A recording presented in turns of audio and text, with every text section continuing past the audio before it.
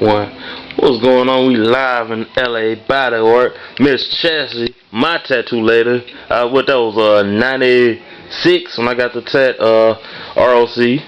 What's been going on with Miss Chassie? First of all, Happy New Year. Happy New Year, Happy New Year. So it's a whole new year. We're starting fresh back exactly right where we came from. Original location. And so, are you from the Mobile area? You know, it's so funny how many people ask me where I'm from, and the truth is that we were in this location 92 to 97, and then I spent some time in Los Angeles. I really traveled. I traveled a long time. I traveled some remarkable experiences. The first tattoo convention in Amsterdam, 1999. I globetrotted. Started out South Beach, Miami, Florida. That's where I learned to body pierce. Came back to Mobile, took it out to San Francisco, worked out right in the Mission District. Worked in Brooklyn, New York, worked over in the Bronx, did a little work in the Meadowlands in New Jersey. Europe was amazing. Amsterdam, Berlin, Lausanne, Switzerland, Paris. Basically went on the world tour, learned the world by age 24. Come back in 2000, and I opened up a shop where the getting was good at the time, and I did 10 years in that location. And we come back, you know, we come back where we come from. You know, you always end up where you started off. Back on DIP. Back on the DIP 422 DIP, and you know, I get a lot of questions. People sometimes they act like it's a demotion. They say, "Where are you now?" And I'm like, "Well, I'm on the Parkway." And they go, "Wow," or they go, "Oh, what's it like being back on the Parkway?" You know what? It's exactly the way it was 17 years ago. What school did you go to? You know, I went 1 mile down the street. There's a little school called May Eames Middle School, and that's where I went to school. Right outside of Maysville. You know, people don't know this. I live 1 minute from the shop. This summer, I plan on jogging to and from work. Yeah, so I mean, the community take you in, the urban society as well as, you know, all over the world renowned, and a lot of people don't know you model and box too. You know, and that's amazing. Yeah, that's amazing. And can you stand up one time? Can I get a model? Yeah, I'm Full Moon. Yeah, all right, man. The world renowned Chastity. Yeah, that's what it is. So you say you've been out of the country. You know what I'm saying, what all places you Man, been? Where haven't I been? It's more easier to answer actually. You know, it's funny. Somebody named the city, and I can say, "Oh yeah, I've been there." You know, and I started traveling really young. But I'm about to head back to Puerto Rico. I've got some unfinished business. I've got an extended family there, and I'm actually looking into, like the old days. For a while, I was going once a month. I went on the show Farbe. I had superstar status. I was an ambassador for females in the United States and Puerto Rico, and I haven't been back in a while. But you know, I'm kind of getting my groove back. It's funny because swag back. That's the new name, swag. Yeah, I gotta get my swag back because you know, shoot, my mom says I'm going through my second childhood, and I say, so what? So what? Can I, you know? Shout out to Mama Chassie. Yeah, shout out to my mom, you know. Yeah, it's officially my second childhood, and I'm loving it. What was your New Year's resolution? You know, it's so funny because everybody has the same New Year's resolutions. You know, I'm not going to smoke anymore. I'm not going to drink anymore. I'm going to lose weight. I mean, I've been losing weight all year. I'm a size 4 and loving it. I don't smoke. I don't drink. I go to the gym. You know, I'm going to tell you what, man, I'm growing every day. I'm not going to wait to the end of the new year to become bigger and better. I'm working on that every day. I'm working on that 7 days a week. New Year's Eve, everybody, you know, made resolutions. Man, I make resolutions every day. Will you be my trainer? Sure. Well, I want to get the moon on my stomach. I can't get it right now. You know what? I would love to train a guy. I really would. I'd like to train a guy because I know the training's totally different, and I would enjoy that. And you know, to be honest, I've never trained with women anyway. And it's funny because when I train with a girl, it's hard. It's real hard, and the girl's like, ah. It's like, man, I think if I trained a guy, I think that I would totally be able to do it because I always trained with guys and I've been trained by guys. You know, but anyway, I don't box anymore. You know. And with that pretty face, I mean, you're a beautiful young lady. I mean, did you fight Ali? Miss Ali? Let me tell you the story. Layla is a beautiful girl herself. Layla is fine and supreme, and she wore my boxing trunks in Biloxi, Mississippi when she fought Kristen Martin. And I was wanting to turn pro, and I did make some statements. I let them fall out of my mouth that I was dumb enough to want to fight Layla Ali. What happened was, number one, I didn't know what weight class I was going to fight in. 142, I fell in at fighting welterweight. Layla weighs 172. We would never meet in a weight class. They'd never sanctioned a fight like that. But I got the opportunity of opening her fight in Biloxi with Christy Martin, and that was the largest fight. It sold out a house at 10,000. I took a pro card. I fought against Danielle Miles. She had 17 fights over me. I was completely the underdog.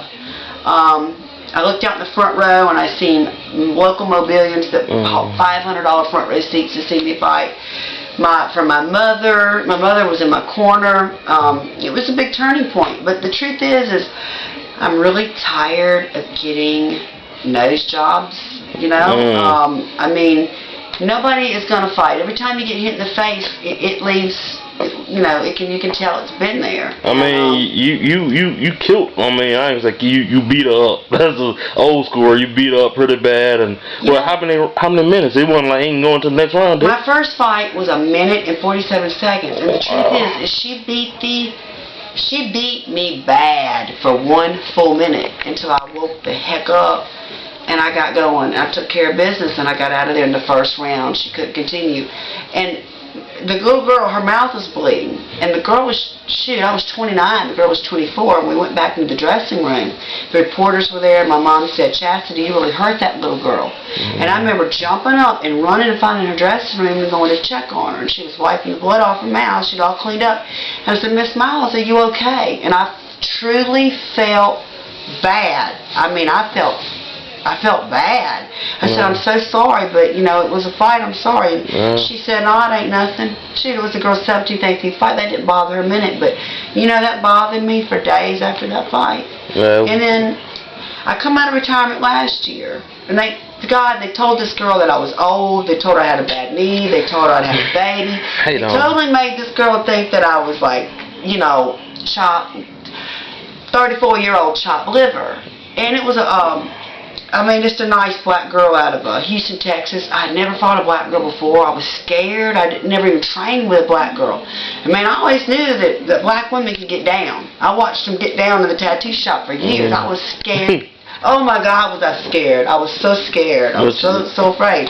If that fight lasted 47 seconds, and I remember taking off my robe, and the crowd, the rumor had gotten around that I had a baby, had a bad knee, couldn't even couldn't train, couldn't run. When I took off that robe, I heard the audience go, whoo. Then I watched the tape later, and I was like, whoa. I took 14 weeks and just got down. And shout out to Roy Jones. I know you trained with him. Roy, let me tell you, Roy and I could not meet up in the middle, but we were at the Snoop Dogg concert, and he treated me amazing. And all I can say is that Roy Jones is just one nice guy and such an athlete. I mean, Roy trains without trying. You know, there's no doubt about it. Mike Tyson, another one. I was around Mike Tyson in Nashville. He trains without trying. I mean, these guys are inspirations. But I never wanted to beat anybody up. I never wanted to fight. It's not my personality. I was an athlete. I landed in a fight gym with a co-athlete. I ended up on heavy bags and training on accident. And next thing I know, I was signed to fight on a pro card. And I took it, you know. So that's the whole fight game, and that is over. You know, I'm 35 years old and I'm modeling again. You know, I've got my nose fixed. I went under the knife, got my nose put back in the middle of my face where it belongs. And I don't want to be hit in the face anymore. And training, I want to spend time tattooing. I want to spend time filming Tattoo Chat. I'm going to start getting into some music, like when I was younger. You know, I mean, I just want to get into things that are just cool and grooving. I love the gym. I love the gym. I'm an adrenaline junkie all the way. I will be back. in the gym full speed. I'm going to get in training shape, but as far as fighting again, I don't care to get hit in the face. I don't care to hit anybody in the face. And all that's really it's just too much for me. It really is. Yeah, you're registered as a weapon on your hands, like. You know what? I got hit in the back of the head at a club. I was in a little blue dress and I was in some high heels, and this girl about 4 times my size kept trying to fight with me. We'd had a fight over the internet. She wanted to fight. I looked at her and I said, "All right, Krista, I don't want to fight you." And I turned my head and she hit me in the back of the head. And I had to make an immediate decision to either turn around and go at it or just handle it the right way, legal way. You know, talk to the men in charge. You can't go hit somebody in the back of the head. But I didn't want to stand there and fight in a dress and heels because I was a lady. Yeah, I mean, as well as you've been a public figure too. That's right. You know? I'm not going to fight in a bar. I'm not going to fight for free. If I'm going to fight, you're going to pay me. So, you know, you're going to fight. So anyway, you know, all that's been handled. I don't know. Grudges, I don't have time to handle them. It's a new year.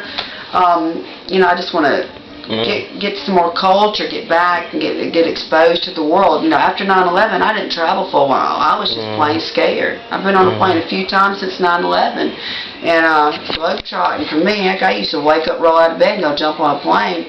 But after 9/11, I didn't do that, and it's time for me to get up and go again. So with the recession going on, like, I don't know, has it affected you? But how do you feel about that? And Man, what you want, you know? The recession has affected everyone, but you know what? I sat down for 2 or 3 weeks, didn't make a dime. Sitting here rubbing my hands, did not make a dime. And I said, you know what?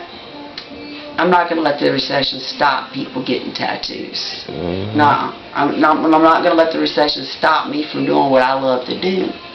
So if we got to give it away, it's time. Let's go. So we made the prices where we were at least covering our bills and eating and putting gas in our cars. Prices come down to nothing. You know what? Our people taking care of us, and we're taking care of our people.